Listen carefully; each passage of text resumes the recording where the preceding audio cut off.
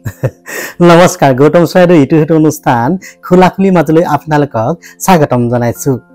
আপোনালোকৰ বহু কিছু ঘটনা গ্ৰাম্য অঞ্চলত ঘটি থকা চহৰতে ঘটি থকা সৰু সৰু ঘটনাবোৰ অকমান খুহুতেকৈ উপস্থাপন কৰাৰ মানসেৰে আৰম্ভ কৰিছো নতুনকৈ গৌতম চৰাইদেউৰ ইটো অনুষ্ঠান। আপোনালোকে চাই নিশ্চয় ভাল পাব। আপোনালোকৰ ভিডিঅ'টো প্ৰথমৰ পৰা শেষলৈকে চাব। আমি ক্ৰমান্বয়ে আপোনালোকৰ মাজত হাঁহিৰ জৰিয়তে বিভিন্ন মেছেজৰ জৰিয়তে সৰু সৰু ঘটনাবোৰ উপস্থাপন কৰাৰ চেষ্টা চলাম। আজি আপোনালোকৰ মাজত আচলতে সাক্ষাৎকাৰ হিচাপে ল'ব বিচাৰিছো বেহাবাৰী আউটপোষ্টৰ মোহনক মই আপোনালোকৰ মাজত চিনাকি কৰাই দিছো। নহয় চৰি মোহন নহয়, মোহনৰ ভায়েক। মোহন যিহেতু বিয়লি বৃন্দাবনলৈ গ'ল, গতিকে মোহনৰ ভায়েকক এইবাৰ বেহাবাৰী আউটপোষ্টত হেনো অভিনয় কৰিবলৈ মাতিছে। এতিয়া মোহনেনো কি অভিনয় কৰিব? মোহনৰ ভায়েকেনো কি অভিনয় কৰিব তাকে অকণমান সৰুচোন তেওঁৰ পৰা জানিব বিচাৰোঁ। হেৰি ডাঙৰীয়া, প্ৰথমে আপোনাক এই গৌতম চৰাইদেউ ইটো অনুষ্ঠানলৈ স্বাগতম জনাইছো। নমস্কাৰ।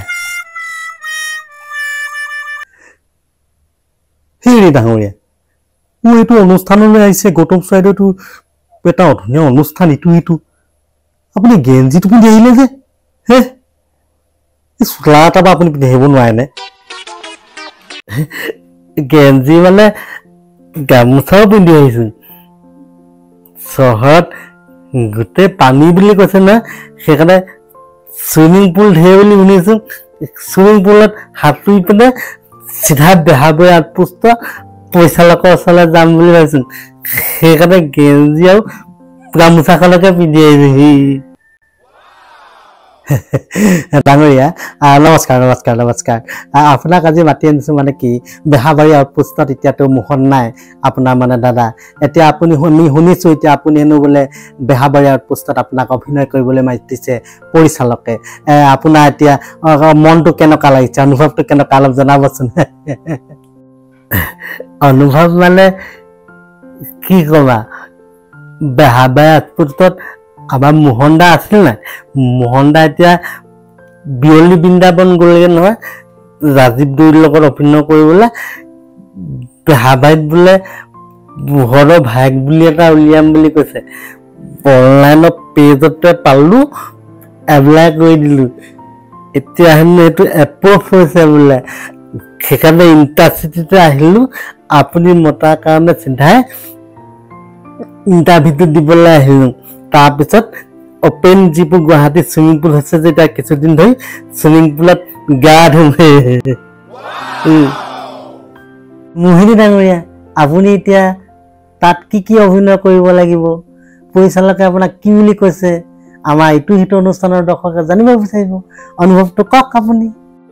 সেইটো কথা, পৰিচালকে মোক কৈছে যে বেহাবাৰী আউটপোষ্টত যিহেতু কেকেদাও বিয়লি বৃন্দাবনলৈ গ'লগে, আমাৰ দাদা মোহন দাও বিয়লি বৃন্দাবনলৈ গ'লগে, এতিয়া মোৰ অভিনয়টো হ'ব হেনো মণিবোৰ খবৰ ৰখা আৰু বিয়লি বৃন্দাবনত গৈ পেলাই হেনো কেকেদাক হেনো খবৰ দি থকা। সেইটো হ'ব 1 নম্বৰতে। 2 নম্বৰতে হেনো থানা চাহ বিলোৱা কাম কৰিব লাগিব বুলি কৈছে, সেইটো 2 নম্বৰ হেনো। আৰু 3 নম্বৰতে হেনো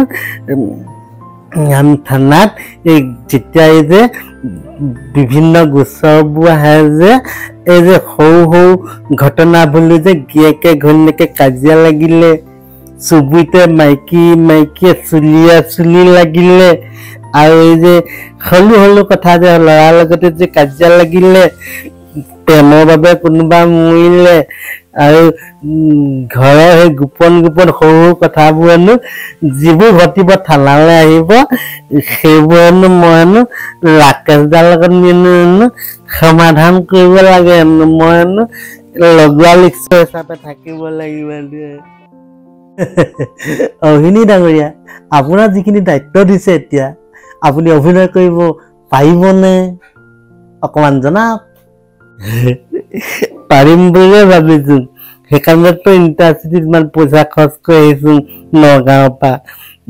এতিয়া কি হয়, পৰিচালকে যিখিনি দিয়ে সেইখিনি কৰিম। মণিবোৰ ঘৰত খবৰ ৰাখিব লাগিব যে সাহসৰ কাম কৰিব লাগিব এইখিনিয়ে কৰিম আৰু সেইবোৰ সৰু সৰু ঘটনা যিবোৰ মিডিয়াটো আজিকালি গুৰুত্ব পায় যদি গুৰুত্ব নাপাবলগীয়া সেনেকুৱা ঘটনা কেছবোৰ সমাধান কৰিম গতিকে সেইখিনি পাৰিম বুলি ভাবিছো না পাৰিম ডাঙৰীয়া আৰু আমি বেছি সময় নলওঁ যেহেতু ইটো সিটো অনুষ্ঠানত ছুটি ছুটি ভিডিঅ' আমি বনোৱাই আমাৰ উদ্দেশ্য তেতিয়াহ'লে আপুনি অকণমান নিজৰ ফালৰ পৰা অকণমান যিহেতু আপুনি অভিনয় কৰিবই গ'লে নিজৰ ফালৰ পৰা অকণমান আপুনি নিজৰ মতে অকণমান আপুনি অভিনয় কৰি দেখুৱাওকচোন তেতিয়া দৰ্শকে অন্তত ভাল পাব নে কি কম জনাওক আপুনি দেখাই যাওক নাই এতিয়া পটককৈ আপোনাৰ আগত দেখাবলৈ দিগদাৰ হয় নহয় তাৰবাবে আপুনি কৈছে যেতিয়া মনতে ভাবি পইচালৈকে দিয়াই নাই ন স্ক্ৰিপ্ট তথাপি আপুনি ভাবিছে যেতিয়া অকণমান এটামান ডাইলগ কৈ দিব পাৰোঁ না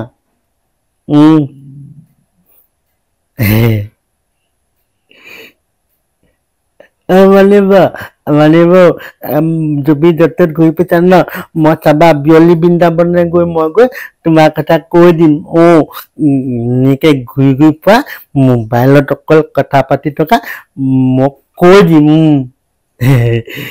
হ'ব বঢ়িয়া মোহিন টেঙা বঢ়িয়া এই মোহনৰ ভাইকটো মজা দিছা মজা ফালিবা তুমি কিন্তু ঠিক আছে দিয়া তোমাক আজিলৈ ধন্যবাদ জনাইছো আৰু ভৱিষ্যতে তোমাক আনিম তুমি এতিয়া যোৱা গুৱাহাটী চুইমিং পুলত তুমি সাঁতুৰি লোৱাগৈ গেঞ্জি আৰু গামোচা পিন্ধি মই আজিলৈ অনুষ্ঠানটো খাব আহিছো তোমাক পুনৰবাৰ ধন্যবাদ জনাই নমস্কাৰ আজিলৈ নমস্কাৰ পিছত আহিম নমস্কাৰ সেই দৰ্শকসকল কেনে পালে বাৰু আজি মোহনৰ ভাইক মোহিনীক আপোনালোকৰ আগত সাক্ষাৎকাৰ কৰাই দিলোঁ তেওঁ যেতিয়া প্ৰথম এপিছ'ডত অভিনয় কৰিব অভিনয় কৰাৰ পিছত আপোনালোকৰ তেওঁৰ অনুভৱটো আপোনালোকে জনাবলৈ মই এই ভিডিঅ'টো পুনৰ আৰম্ভ কৰিম যদি দৰ্শকক যদি আপোনালোকে এই ভিডিঅ'টো ভাল পাইছে এইটো অনুষ্ঠানত তেতিয়া লাইক শ্বেয়াৰ এণ্ড কমেণ্ট কৰিবলৈ নাপাহৰিব বাই বাই